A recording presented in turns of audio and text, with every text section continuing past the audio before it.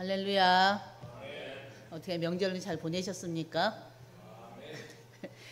우리 이제 이 시간 우리 신앙 고백으로 우리 새롭게 마음을 좀 가다듬고 이제 말씀에 집중하는 시간 됐으면 좋겠습니다. 주는 그리스도시요 살아계신 하나님의 아들이신 아이다. 아멘. 혹시 우리 지난주 말씀 제목이 뭐였는지 기억나시나요? 하나님 주신 최고의 선물이었습니다. 아멘. 왜냐하면 저희가 지난주에 새벽 기도가 중간 이후부터 없었고요. 또 금요 예배, 또 찬양 그 예배까지도 없었습니다. 그렇기 때문에 강단 말씀을 매일매일 묵상하고 또 우리가 그 말씀을 짜고 기도하는 것들이 연휴 기간 동안에 좀 끊어지지 않았나 한번 생각해 봤습니다. 다행히도 우리가 바로 하나님 주신 최고의 선물이 뭐였는지를 또 묵상하면서 또 명절 한 연휴를 보내지 않았나 싶기도 합니다. 우리는 하나님께서 우리 개개인들에게 주신 이 최고의 선물, 정말 그 선물에 감사하는 삶이 돼야 됩니다. 바로 하나님이 나에게 주신 최고의 선물이 뭡니까? 하나님께서 우리 하나님의 백성들에게 주신 최고의 선물이 뭡니까? 바로 예수 그리스도를 영접하게 해서 하나님의 자녀가 되게 하신 것입니다. 그렇죠? 누구든지 예수를 믿는 자마다 영생을 얻게 되는 것, 그거야말로 하나님이 우리 개개인들에게 주신 최고의 선물이 아닌가 싶습니다. 세상 것들은 다 사라지는 것들이잖아요. 그렇죠? 그러나 하나님께로부터 온 것들은, 하나님께 속해 있는 것들은 사라지는 것들이 아니라 영원한 것들입니다. 특히나 하나님의 자녀들에게 영원히 머물게 하는 것들입니다. 모세시대 때 하나님이 바로 하나님 말씀을 부신하는 바로 이스라엘 백성들에게 불뱀을 보내셨어요. 그래서 그 불뱀에 물려서 죽는 자들이 많았었습니다. 그러나 그 사랑의 하나님께서는 그냥 그 부신으로 인해서 몰려서 그냥 죽는 것으로 그치게 하지 않으셨어요. 하나님 말씀에 불순종해서 하나님을 떠난 아담과 하와에게 여자의 후손을 약속하셨던 것처럼 하나님께서는, 사랑의 하나님께서는 다시 그 긍휼하심을 통해서 그 불뱀에 물린 자들에게 놋뱀을 장대 위에 매달아서 그걸 보는 자마다 살게 하셨습니다. 그 놋뱀은 뭘 얘기한다고 했습니까? 예수 그리스도를 예표하는 것입니다. 놋뱀을 쳐다보면 그 독이 빠져나가는 것처럼 예수 그리스도를 바라봄으로 인해서 우리는 하나님 앞에 나아갈 수가 있고요. 예수 그리스도를 영접해서 하나님 자녀가 됨으로 인해서 우리 인간이 가지고 있는 근본 문제에서 완전히 빠져나올 수 있게 됐습니다. 그렇죠? 하나님이 세상을 이처럼 사랑하심으로 인해서 독생자 예수 그리스도를 우리에게 주셨고요. 그 독생자 예수 그리스도를 믿는 자마다 멸망치 않고 영생을 얻게 하는 축복을 주셨습니다. 하나님이 그 아들 예수 그리스도를 이 세상에 보내신 것은 세상을 심판하려 하심이 아니요 그로 말미암아 세상이 구원받게 하려 하심이라고 하셨어요.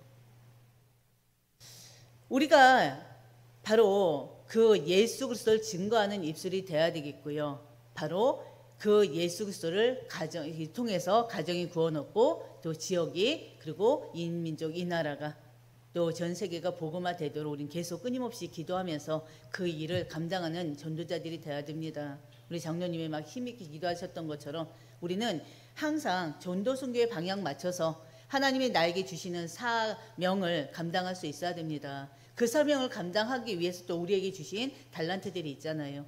나에게만 주신 기능들이 있잖아요.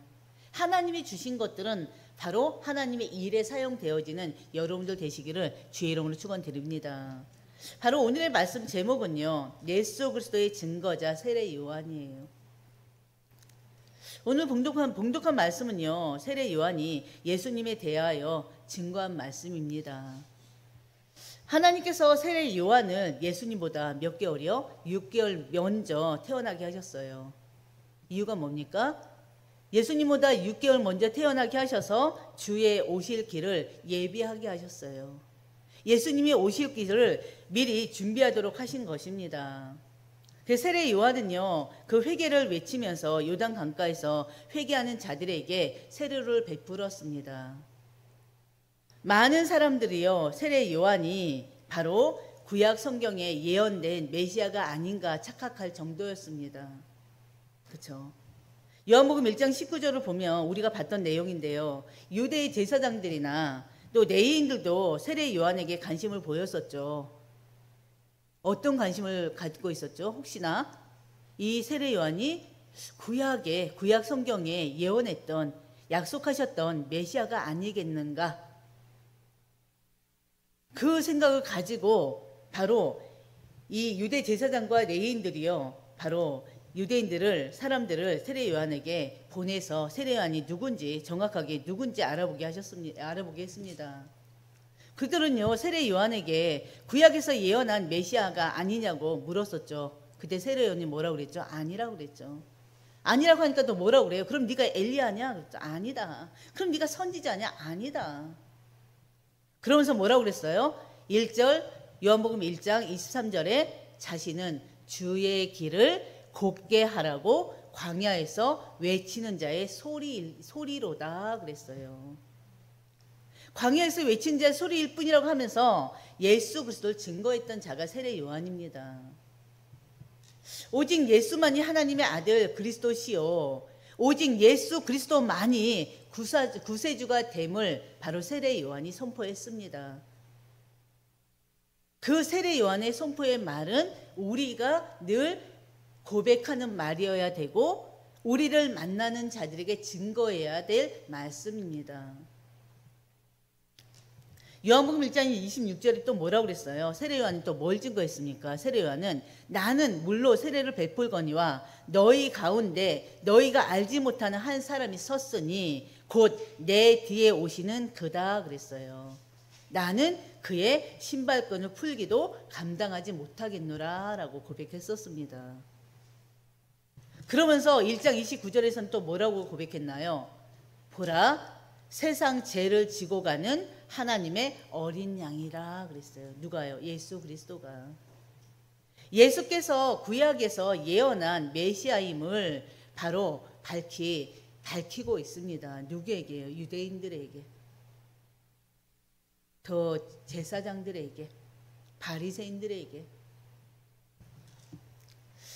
우리가 바로 세상 죄를 지고 가는 하나님의 어린 양, 그 어린 양 대신 예수 그리스도를 통해서 우리가 구원을 얻었습니다. 구원 얻어서 하나님 자녀가 됐습니다. 그래서 우리가 가지고 있는 그 근본 문제, 바로 죄 문제, 바로 원죄 문제, 자범죄, 또 주상의 죄에서 해방됐고요. 또 더 이상 우상 숭배하지 않아도 될 정도로 이제는 하나님만 바라보게 됐습니다. 또 하나님 떠남으로 인해서 가지고 있는, 바로 인간이 가지고 있는 그 우상 문제뿐만이 아니라 떠남으로 인해서 오는 정신 문제, 영적 문제, 또 마음의 문제, 육신의 문제, 특히나 내세 문제, 또 특히나 3세대까지 증거되는 그 후대에게 대물림되는 그 영적 문제들, 가문의 영적 문제들, 하나님께서 우리는 다 거기서 벗어나게 하셨어요. 거기서 해방시켜 주셨어요. 얼마나 감사합니까? 그렇기 때문에 그 감사함을 항상 새기시고요, 하나님 앞에 그 감사함으로 찬양하시고 감사함으로 기도하는 24의 삶이 되시기를 주의 이름으로 축원드립니다. 그러면서 우리가 첫 번째 나눌 말씀은요, 바로 23절에서 26절입니다. 바로 세례 요한의 제자들의 불평거리가 오히려 세례 요한에게는 기쁨이 되는 사건입니다. 첫 번째 보면요, 세례 요한이 세상에 온 유일한 목적은 바로 주의 길을 곱게 하고 메시아의 그 사역을 예비하는 것이었습니다. 예수님께서는요, 마태복음 11장 9절에서 11절에서요 세례 요한에 대해서 말씀하신 적이 있었습니다. 세례 요한을요 선지자들보다 더 나은 자라고 말씀하셨었고요, 또 여자가 낳은 자 중에 세례 요한보다 더 큰 자가 없다고까지 말씀하셨어요. 어떻게 보면 세례 요한은 이 세상에서 유일무이한 존재입니다. 세례 요한은요 구약의 마지막 선지자예요. 마지막 선지자로서 예수님이 오실 길을 미리 예비하기 위해서 먼저 태어났고요, 그 준비된 길로 예수님이 오셨습니다. 오셔서 세례 요한을 통해서 세례를 받기까지 했습니다. 그러면서 공생의 사역이 시작됐어요. 세례 요한은요 요단 강가에서 세례를 베풀면서 뒤에 오실 예수님을 증거했던 것입니다. 22절을 보면요, 본격적으로 예수님이 공생애를 시작해요. 그 예수님이 제자들과 함께 유대 땅으로 가서 제자들과 함께 유하시면서 세례를 베풀었습니다. 예수님의 제자 사역은요, 제자 사역의 특징이 뭔지 아십니까? 예수님의 제자 사역의 특징은 동고동락이에요. 예수님의 12 제자들도 예수님이 십자가 못 박혀 돌아가시기 전까지 동고동락했습니다. 바로 제자 세우는 방법입니다. 그리고 또 예수님이 세례를 베푸실 때 세례 요한도 여전히 옥에 갇히기 전까지 사람들에게 세례를 베풀면서 계속 예수 그리스도를 증거했습니다. 23절을 보면요, 세례 요한도 살람 가까운 에논에서 세례를 베풀었다고 했어요. 그러면 24절에 뭐라고 했습니까? 요한이 아직 옥에 갇히지 않았다고 했습니다. 그 말은 무슨 말이에요? 요한이 옥에 갇힐 것을 미리 얘기하는 거죠. 요한이 나중에, 세례 요한은 나중에 헤롯 왕에 의해서 감옥에 갇히게 됩니다. 그러면서 그 딸 생일날 어떻게 돼요? 죽음을 맞이하게 되죠. 세례 요한은 이전까지 감옥에 갇혀서 순교하기 이전까지 쉬지 않고 이 예수 그리스도의 복음을 증거하는 것입니다. 한마디로 몸이 자유로울 때까지 바로 예수 그리스도를 그 사역을 중단하지 않은 것을 지금 표현하는 것입니다. 어떻게 보면 예수님이 공생의 사역을 시작하면서 세례 요한을 따르던 무리들이 예수님께서 베푸시는 세례를 받기 위해서 몰려가요. 그때 세례 요한의 제자들이요, 26절의 말씀을 보면 세례 요한의 제자들이 와서 세례 요한에서 와서 막 불평을 합니다. 라삐어, 선생님과 함께 요단강 저편에 있던 자가, 곧 선생님이 증거하시던 자가 세례를 주매 사람들이 다 그리로 가더이다 라고 그래요.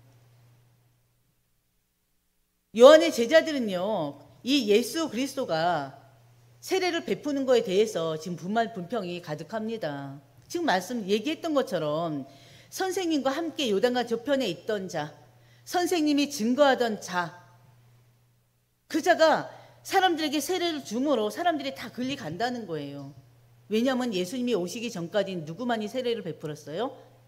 세례 요한만 세례를 베풀었던 자잖아요. 근데 예수님이 오시니 당연히 그 예수님께 세례를 받기 위해 가지 않겠습니까? 특히나 세례 요한이 했던 말이 뭡니까? 예수가 그리스도임을 계속 증거했었잖아요. 우리가 지금 서론에서도 봤던 것처럼 예수가 그리스도임을 계속 증거했었습니다. 그분이 바로 메시아임을 증거했었습니다. 어떻게 보면 세례 요한의 그 증거로 인해서 많은 사람들이 예수님을 의심 없이 따르게 되는 거예요.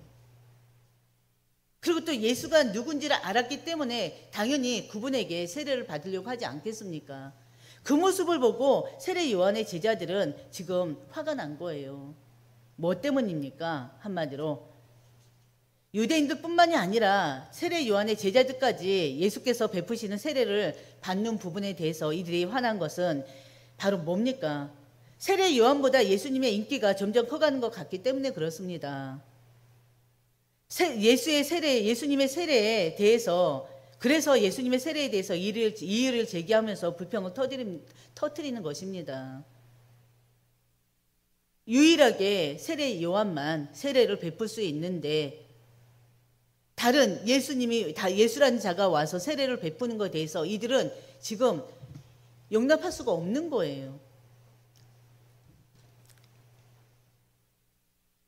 특히나 자신들의 스승인 세례 요한의 인기가 시들해지고 예수님의 세력이 강화되는 데 반해서 세례 요한의 세력은 지금 약화되는 것이 어떻게 보면 걱정되기도 하는 것입니다.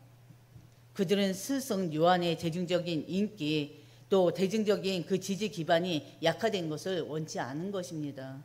한마디로 모든 기준이 어디에 있는 거예요? 오로지 육신, 자신들의 위치, 자신들의 자리, 특히나 자신들이 섬기는, 자신들이 선생으로 모시는 자신들의 스승인 세례 요한이 높여지기를 원하는 것입니다. 이게 바로 육신의 욕구 아니겠습니까?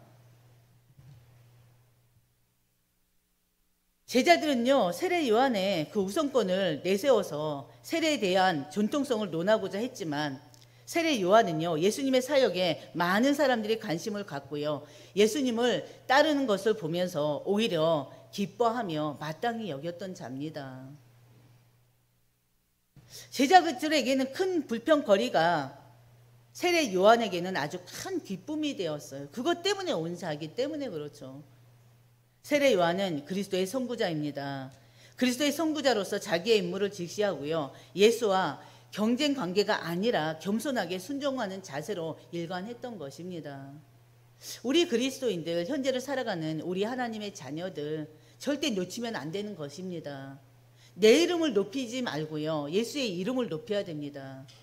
내 자리를 높이기 위해서 혈안돼서 이것저것 다른 온갖 것을 다 하는 것이 아니라 나는 완전히 죽어지고요, 오로지 예수 그리스도만 나타나도록, 예수 그리스도만 높아지도록 해야 됩니다. 근데 실제적으로 그렇지 않은 신앙인들이 의외로 있어요.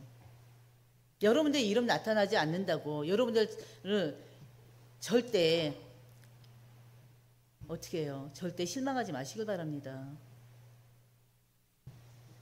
우리가 두 번째 나눌 말씀은요, 예수님은 흥하고 나는 쇠하여야 한다고 세례 요한은 고백합니다. 보통 기독교인들의 고백이 이 고백이 돼야 되는데 실제적으로 입으로는 이렇게 고백하지만 늘 반대 고백을 많이들 하고 있어요. 세례 요한은 예수의 앞길을 예비하는 선구자로서 자신의 역할과 예수 그리스도를 대조해 가면서 예수가 그리스도임을 증거하고 있습니다.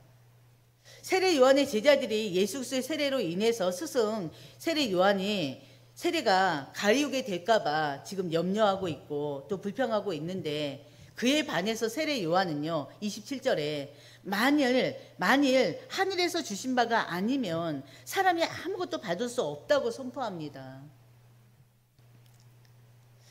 우리가 너무나 잘 아는 것처럼 세례 요한을 따르던 제자들이 그 세례 요한을 떠나서 예수님을 따르는 제자들이 됐었어요. 특히나 우리가 알고 있는 자가 누굽니까? 바로 사도 요한.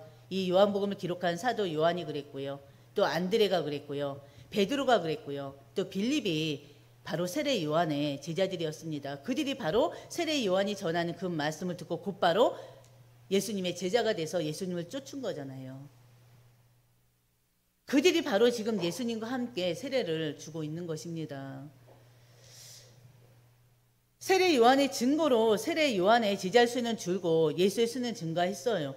그럼에도 불구하고 세례 요한은요, 예수께서 가지고 있는 모든 지혜와 은혜와 능력이 다 하나님께부터 온 것이기 때문에 하나님께서 주시지 않고서는 절대 가질 수 없는 것임을 분명하게 제자들 앞에서 선포합니다. 우리도 마찬가지예요. 우리가 가진 모든 것, 우리가 가지고 있는 지혜, 우리가 가진 건강, 우리가 가지고 있는 돈, 특히나 우리의 지금 현재 환경의 모든 그 여건들, 그것뿐만이 아니고요, 우리가 가지고 있는 지식, 우리의 배경, 또 우리의 믿음, 구원, 성화의 단계까지 다 하나님 손에 있다는 걸 잊지 마시길 바랍니다. 이 모든 것들은 우린 다 하나님의 은혜로 받은 것들이에요. 고린도전서 4장 7절에 누가 너를 남달리 구별하였느냐, 내게 있는 것 중에 받지 않은 것이 무엇이냐 그랬어요. 세례 요한은요, 창조자와 피조물은 비교할 수 없는 것처럼, 당연히 비교할 수가 없죠. 창조자와 피조물이 어떻게 비교가 됩니까? 그것처럼 예수님은 자신과 절대 비교할 존재가 아님을 선포하는 것입니다. 자신은 그리스도가 아니고 예수 앞에 보내심을 받은 자라고 하면서요, 세례 요한이 28절에 뭐라고 합니까? 제자들에게 자신은 그리스도가 아니고 주의 길을 예비하기 위해 보내심을 받은 자라고 지금 그 사실을 또 다시 증언하는 것입니다. 그러면서 뭐라고 합니까? 29절에 자기는 신랑이 아니고 신랑의 친구일 뿐 예수께서 신랑이 되신다고 합니다. 그게 무슨 말입니까? 세례 요한은요, 예수님의 관계를 신랑과 신랑 친구의 관계로 비유했습니다. 그래서 29절은 뭐라고 했냐면요, 신부를 취하는 자는 신랑이나 서서 신랑의 음성을 듣는 친구가 크게 기뻐하나니 나는 이러한 기쁨으로 충만하였노라 그랬어요. 신부는 뭘 뜻합니까? 바로 신부는 믿는 성도들을 뜻합니다. 신랑은 누굴 얘기할까요? 예수 그리스도를 얘기하는 거예요. 세례 요한은 구세주 예수 그리스도를 누구에게 비유했냐면 신랑에 비유한 것이에요. 그러면서요, 세례 요한은 자신은 신랑이 아니고 신랑이 친구라고 하였습니다. 신랑이 신부를 맞을 때 신랑 친구가 크게 기뻐한 것처럼 예수님이 그리스도의 사역을 감당할 때 세례 요한은 기뻐한다고 한 것입니다. 비유법으로. 자신이 그리스도의 길을 예비하고 알리는 선구자로서의 그 역할과 사명을 다함으로써 아주 기쁨을 지금 의미하고 있는 것입니다. 기쁨을 맛보았다는 것을 지금 제자들에게 얘기하는 거예요. 세례 요한은요 30절 말씀을 통해서 예수님은 흥하고 자신은 쇠하여야 한다고 고백합니다. 예수 그리스도는 점점 더 중요한 존재가 돼야 되고 자신은 점점 더 덜 중요한 존재가 돼야 되지 않냐. 예수를 따르는 무리의 수는 더 늘어나야 되고 나를 따르는 무리의 수는 점점 더 줄어들어야 한다는 말입니다. 세례 요한의 이 한마디는요, 예수 그리스도의 증인으로서 위대한 선지자로서 아주 큰 신앙 고백입니다. 예수님은 마태복음 23장 12절에서도 누구든지 나를 높이는 자는 낮아지고 누구든지 자기를 낮추는 자는 높아지리라 말씀하셨어요. 우리는 이 말씀을 기억하시길 바랍니다. 누구든지 자기를 높이면 오히려 낮아지게 되고요. 누구든지 자기를 낮추는 자는 하나님께서 높아지게 하는 것입니다. 내가 높아지려고 하는 것이 아니라 내가 낮아질 때, 겸손하게 낮아질 때, 비울 때 하나님은 저희를 높이시고 또 비울 때 가득 차게 하시는 것입니다. 우리는 모든 것이 다 하나님의 은혜로 된 것임을 기억하시고요. 자기가 한 것은 아무것도 없다는 것을 인정해야 됩니다.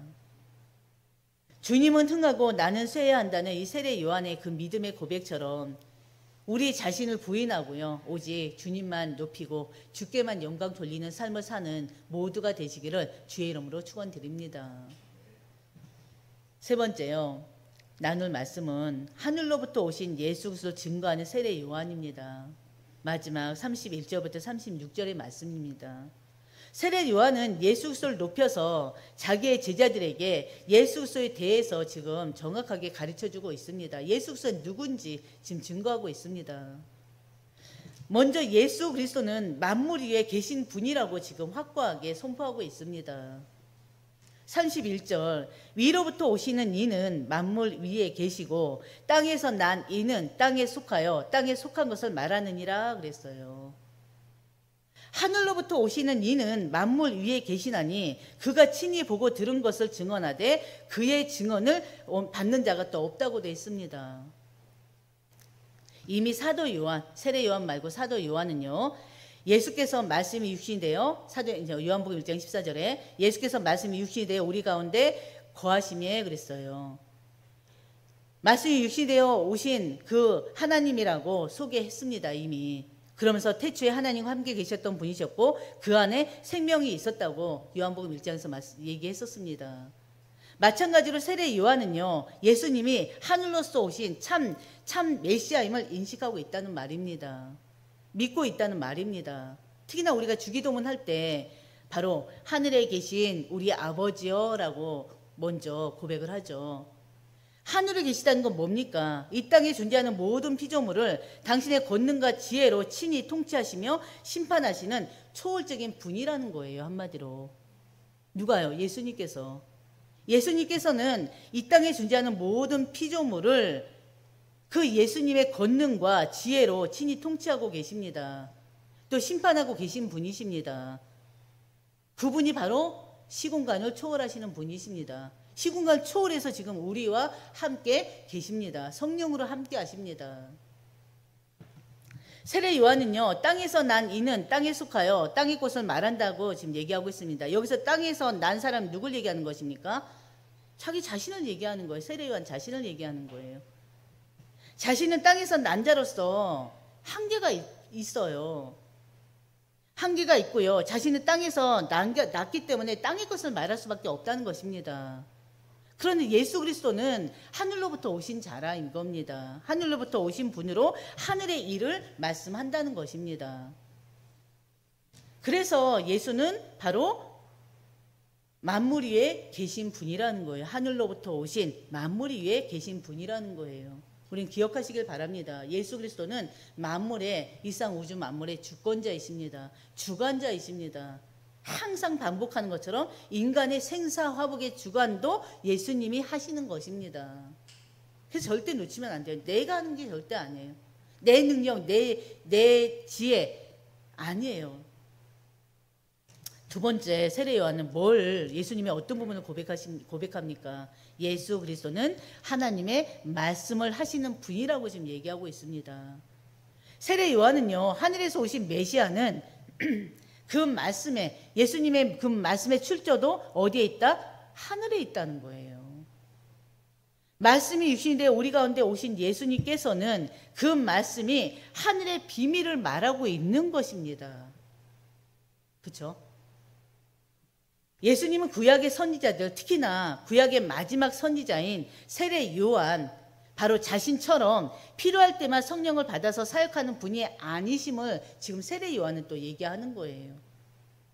그분은 성령이며 하나님께서 성령을 한없이 부어주심으로 진리의 말씀을 하게 하신다는 거예요. 누굴 통해서? 예수 그리스도를 통해서.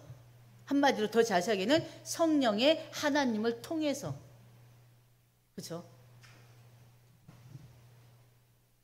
그래서 주의 말씀은 진리의 말씀임을 우리는 고백하는 것입니다. 고백해야 됩니다.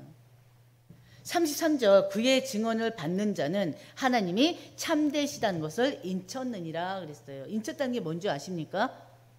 도장을 찍는 거예요. 요즘엔 도장 대신 사인을 많이 쓰죠. 사인해버렸다는 거예요. 하나님의 자녀인 것으로.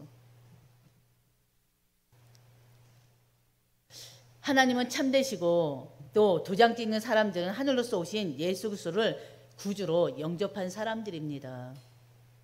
하나님이 완전히 그냥 지워지지 않는, 하나님의 찍은 도장은요, 하나님이 새긴 인은요 절대 지워지지 않습니다. 아무리 박박 문질러도 안 돼요. 그 정도로 하나님이 완전히 각인시켜버렸어요. 완전히 새겨버리셨어요. 하나님의 자녀로 딱. 그런 의미에서 우리는 하나님을 참되시다 도장을 찍힌 사람들, 도장을 박은 사람들이에요. 박힌 사람들이에요.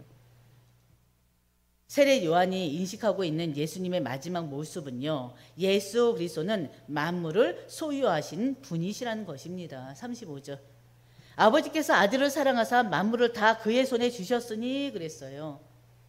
이 부분에 대해서 우리가 미리 알았던 거, 우리 봤던 것처럼 사도 요한이, 세례 요한 말고요, 사도 요한이 요한복음 1장 3절에서 얘기했잖아요. 뭐라고 했습니까? 만물이 그로 말미암아 지은 바 되었으니 아무것도 그분으로 말미암지 않고는 된 것이 없다고 그랬어요. 예수 그리스도를, 그러면서 마지막 절 뭐라고 그랬습니까? 예수를 믿는 자에게는 영생을, 예수님을 믿지 않고 순종하지 않는 자는 하나님의 진노가 있다고 얘기했습니다. 아들을 믿는 자에게는 영생이 있으나 아들 예수 그리스도께 순종하지 아니하는 자는 영생을 보지 못하고 도리어 하나님의 진노가 그 위에 머물러 있느니라 그랬어요. 우리 이 말씀을 늘 새기시길 바랍니다. 이 말씀을 가지고 구원받지 못한 자들, 하나님께 분명히 영생, 하나님께서 택함 받은 자일 텐데 전해준 자가 없어서 아직까지 복음을 듣지 못하는 자들에게 이 복음을 전해줘야 됩니다. 성경에서 믿는다는 말은 영접한다는 말이잖아요. 그 말은 평생 주님과 동행하는 하나님의 성전으로서의 삶을 의미하는 것입니다. 그들에게는 영생이 약속되어 있고요, 영원한 천국이 약속되어 있습니다. 영원한 천국이 하나님의 자녀들의 것입니다. 그러나 반대로 그 주님을 믿지도 순종하지 않는 자들은 구원을 받지 못할 뿐만이 아니라 하나님의 진노가 임해버려요. 하나님을 거부하는 것은요, 하나님의 말씀을 거부하는 것입니다. 하나님 말씀을 거부한다는 건 하나님 말씀에 순종하지 않는 것입니다. 그래서 그 결과 일평생 사단의 종노릇하며 살다가 죽어서 영원한 지옥에 갇히는 바로 하나님의 진노를, 심판을 받게 되는 것입니다. 특히나 죽음 이후의 지옥만을 말하는 것이 아니고요. 이 세상에서 경험하게 되는 허무와 절망과 또 근심과 걱정과 염려와 불안과 두려움, 그 모든 것들을 포함한다고도 볼 수가 있습니다. 더 넓게는. 그렇지 않을까요? 사단의 주 업무가 뭡니까? 바로 사단의 주 업무는요, 사람들이 바로 육체와 마음이 원하는 대로 살게 하는 것입니다. 방종하면서 살게 하는 것입니다. 타락한 채 살아가게 만드는 것입니다. 그것이 최고의 행복인 것처럼. 그러나 성경은 그 삶이 바로 하나님의 진노의 삶이라고 했습니다. 육체와 마음이 원하는 대로 사는 것. 한마디로 기쁨과 또 만족과 기쁨이 없고 미래가 없는 삶을 사는 것. 그게 바로 또 하나님의 진노가 아니겠습니까? 예수를 믿는 사람들에겐 영생이 약속되어 있습니다. 요한복음 14장 20절, 세상에 사는 동안 참 평안이 임합니다. 요한복음 15장 11절, 참 기쁨이 오게 되어 있습니다. 그리고 또 하나님께서는 우리 하나님의 자녀들에게 천국을 기업으로 주셨습니다. 이것은 하나님이 주신 선물이고요. 예수를 믿는 자들에게만 주신 바로 우리 자녀들만 갖는 바로 아주 큰 특권입니다. 그렇기 때문에 여러분들이 오늘 말씀을 다시 한번 묵상하시고요. 바로 이 세례 요한이 증거한 예수 그리스도가 어떤 분이신지 늘 마음에 새기시고요. 그 예수님을 간증하고 증거하고 바로 누리는 모두가 되시기를 주의 이름으로 축원드립니다. 아멘.